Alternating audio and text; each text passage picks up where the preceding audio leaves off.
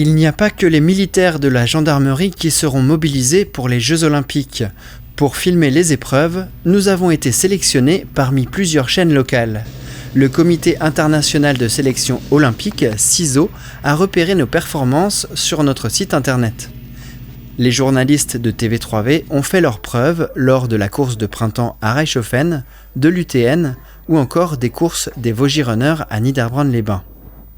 Quand on court, chaque pas fait des vibrations, donc ça fait déjà mal aux rotules, mais surtout ça fait bouger le cadre. Ce qu'il faut, c'est qu'on soit bien souple sur les genoux et qu'on amortisse comme ça les chocs, et comme ça se verra pas à l'écran, mais avec un peu d'entraînement, ça va bien se passer. Ils ont besoin de s'entraîner sur la piste d'athlétisme pour les compétitions de course, aussi bien les rapides comme le 100 mètres ou les plus longues comme le 3000 mètres steeple. Discipline sur laquelle ils se sont entraînés à Neuenhofen avec Bob Tari. Pour filmer les coureurs de face, les caméramans doivent être toujours devant eux.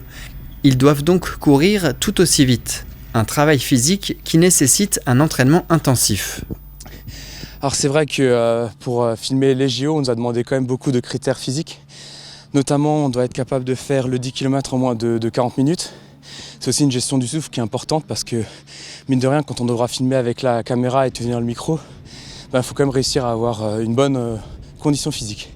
Et justement, dans cet esprit-là aussi, vu que la caméra elle pèse quand même quelques kilos, on a pas mal de critères aussi en termes de musculation à respecter, c'est-à-dire être capable de faire, je crois que c'est une vingtaine de développés couchés avec une caméra de 10 kg. On doit aussi être capable de réaliser sans interruption une cinquantaine de pompes. Malgré les heures d'entraînement, nous avons été recalés pour les épreuves de cyclisme. Consolation, l'haltérophilie fera partie des sports que nous serons amenés à filmer. Mais le comité hésite encore sur l'équipe de France de cadreurs de natation. Pourtant, la ville thermale est derrière nous.